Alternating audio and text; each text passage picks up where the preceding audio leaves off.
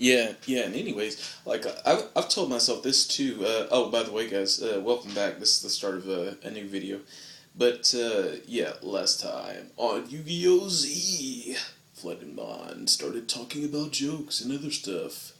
And will he ever open packs? Why is he still talking? Why haven't I seen any cards yet? What time is it? Find out all that and more today on Yu-Gi-Oh's GT. No, anyway, but seriously, like, oh man, I'm having too much fun, guys. Okay, serious face. But yeah, I've told myself that as far as these YouTube videos go, like I'm thinking of this as a really like just fun project. Like I'm not out here trying to, oh, I want to have 2 million subscribers by next February. No, no. That's not the best. I mean, what are the odds of that happening, right? Yeah, I think some of you guys agree.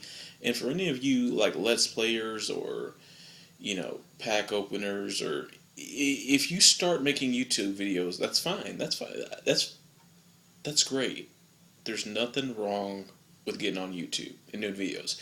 But my best advice to anybody out there, female, male, cyborg, cyborg, doing YouTube videos is this. Do it for fun. Seriously. Like 10 subscribers, 10 million subscribers, who cares? Who cares? As long as you're having fun, what does everything else matter? I mean, right? Yeah, it sounds kind of simple, but anyway. Okay, so I've opened the box here for you guys, and yeah, I'm going to start pulling out a tin or two, and we're going to start opening some. Oh well, I'm just going to pick these out one at a time, and whatever I pick, we're going to open.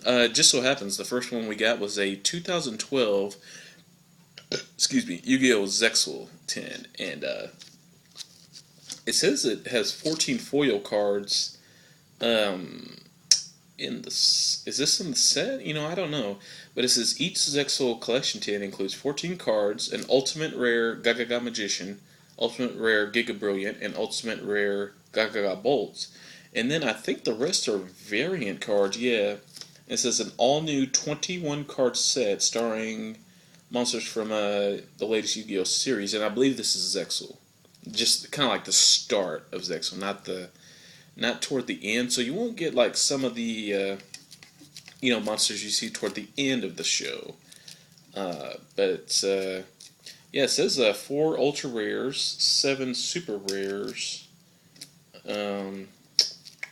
So but it does say a 21 card set, so I imagine there's some commons in here. I imagine so, but we'll see. We'll just we'll go ahead and open it up and let's check them out. Sorry, that's random reference, by the way. I tend to do that, but yeah, here we go. Let's start opening some tins. Yeah, actually, a funny story about me as far as tins go. This is the first tin I've ever bought. Period. Yeah, mostly like in the past and stuff, I would buy starter decks. Because you want to battle, right? You want to have a good battle deck. And then after I started losing a few duels, well, I decided to start shopping online at about age 10. And of course, this is when Yu-Gi-Oh first came out, and yeah, back then not many websites for cards, but I finally found one, and yeah, actually, this is where this tin came from. Is a site called yeah, and I'm not endorsing them or anything, but www.stop the number two shop.com. I've always used them. Great prices. Another site I have ordered from before. I'm not even sure it exists anymore, but it's Collect and Save. Collect, the word and, save.com. Yeah, they used to have great, single and special edition packs and stuff. But anyway, man, I'm just rambling today, which is fine. But yeah, let's get to opening, and yeah. What is this? I would imagine this is just how like exceeds work and stuff. Yeah, that looks kind of like what this is. So yeah, for if any of you who don't understand how materials work or anything, it's definitely a great starter pack to start with. So, but anyway, yeah, let's open this tin.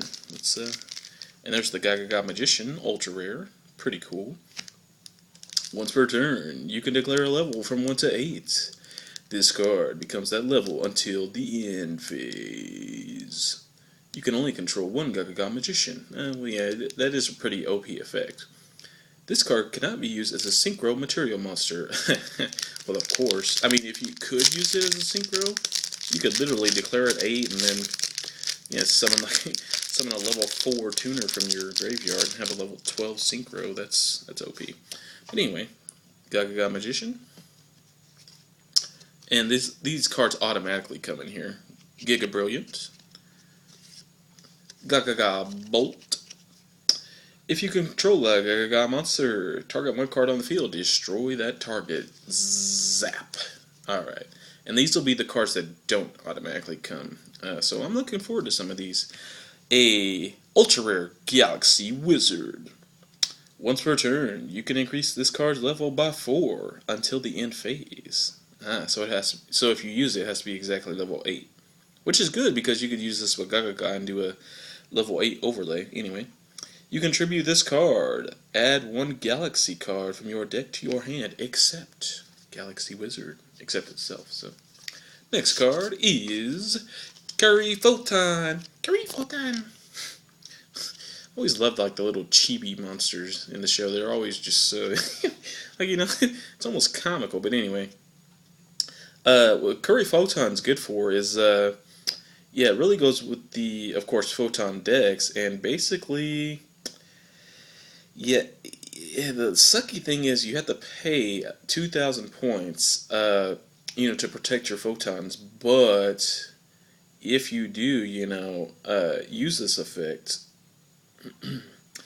you can keep reusing it. If you can afford to pay 2,000 a turn, and then Curry Photon can recycle itself from the graveyard back to your hand in exchange for another photon.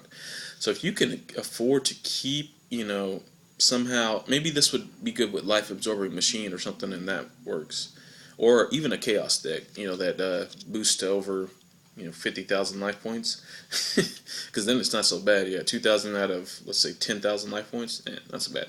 But anyway, the problem is then it wouldn't go to the graveyard. Anyway, if you can afford to keep paying 2,000 a turn, really good card, and your Photon deck will be really good as well, because, basically nothing will ever be destroyed or damaged, so that's pretty good. Anyway, next card is Axolite. If you control no monster, special summon one level 4 or lower Photon or Galaxy monster. Yeah, that's pretty good. And we get a number 19 FreezAdon. That's awesome. I would get this card. I always like, I don't know, as you guys may have or may have not guessed from my YouTube name, as far as Pokemon or anything like that goes, and Yu-Gi-Oh! Or any game, period, I love water-based creatures and spells and all kind of stuff. Even I love the rain, and I even love bat storms, if that makes sense. Like just watching a tornado, just kind of the different stuff involved. The meteorology is what I like. I don't like to see devastation, and people lose their homes, stuff like that. But it's reality. It happens, and that's the way of the world. In and out. Wash in, wash down, wash away. Yeah, that's deep. That's deep. You guys should. But anyway, number 19, FreezaDon. It's a dinosaur, which is interesting, but it's 2 level 5s, and once per turn, if an XYZ you control would activate an effect by detaching, you can detach from this card instead. Now, see, that's pretty good, because if you use a really OP Exceed monster, most of the time it'll only have maybe 2 materials on it. Well, if you use FreezaDon here as the, quote unquote cost for the really OP exceeds. And I can think of some out now that are pretty OP, especially some of the Cyber Dragon ones. And a bunch of other ones as well. But yeah, if you use FreezAdon here just for the cost of those other exceeds, it's over. It's literally over. Because then those monsters will still have their, materials, and you can chain it even on your opponent's turn. Yeah, that's a great card. I don't know if many people use it, but they should. They should. Anyway, next card, Gaga Beck. Like the art on this card. And what do we got here? Oh, Photon Satellite. Once per turn, you can target one other Photon monster you control. The levels of both that monster and this card become the combined level of those two monsters. In other words, this is really good for exceeding. Yeah, but synchros too, actually. So, yeah. And we got a super rare Photon Slasher. Wow. Well, what I'm noticing, at least from the cards we got, is that this tin is great, really great, if you want to build a Photon Eyes Galaxy Dragon. I think that's the name, right? That kind of deck. I think that's the name. Yeah, I'm not too familiar with the Zexal cards, but that sounds right. Yeah, Photon Eyes Galaxy Dragon. Yeah, that sounds right. But yeah, this 2012 Zexal Tin, great tin. If you want to build a Photon deck, for sure. Yeah. And we got a Chachaka Archer. Chachaka. Shakaka. Dun dun dun dun dun dun. Sorry. Chachaka Archer. Wind attribute. Warrior. Once per turn, you can target one spell or trap on the field. Destroy it. That's good. But it's a full effect. And the next card is... how much you want to bet it's another Photon card? Oh! Wow, I was right. Photon Pirate. Now, this is pretty much the ace of, any Photon deck. You can banish a Photon monster from your graveyard, and this card will gain 1,000 points till the end phase. And the thing is, with Photon Pirate, yeah, you can use it twice per turn. That means you can use it up to twice in your opponent's turn, and twice in your turn. Yeah, instantly becomes 3,000. Probably one of the better cards, just because, you can get it out right away. Yeah, the Photon Eyes Galaxy Dragon is good. In fact, it's great. But, realistically, what are the chances of you getting it out and keeping it out? Let's be honest, not that good. Of course, unless you're using the Curry Photon strategy I mentioned earlier. But anyway, next card is Dimension Wanderer. Oh, I wonder. Anyway, when a monster is banished by the effect of a Galaxy Eyes Photon Dragon. I had the name right. That's good. You can send this card from your hand to the graveyard. Inflict 3,000 damage to your opponent. Holy smokes. That is OP. Yeah, you can only use the effect of Dimension Wanderer once per turn. That is a really nasty card. Nasty. Especially if you keep adding this card back to your hand with the, let's say, what's something that can bring the light monsters back to the hand? I'm thinking of Sanctuary in the Sky, but that's not it. But there is a trap card I know. I can't think of its name right now. But it says discard all your cards in your hand and then add as many light cards from your monsters from your graveyard as the number you discarded. So yeah. If you can just keep recycling this while you have your Galaxy Eyes out, that's pretty nasty. 3,000, because, you do, let's say you use this effect twice, and then you would just need to finish him with Galaxy Eyes Photon Dragon. Yeah, it's OP. But anyway. Last card, Message in a Bottle. Great card. Basically what you do is you revive 3 monsters from your graveyard with 3 different levels. They can't use their effects or anything, but basically the goal is to exceed. And their stats become 0. So what I would do with this card is summon them all in defense mode with 3 different levels, and then you would, well, actually there's 2 strategies you could use. Okay, If you don't exceed in the turn you use this card, you lose 4,000 points in the end phase.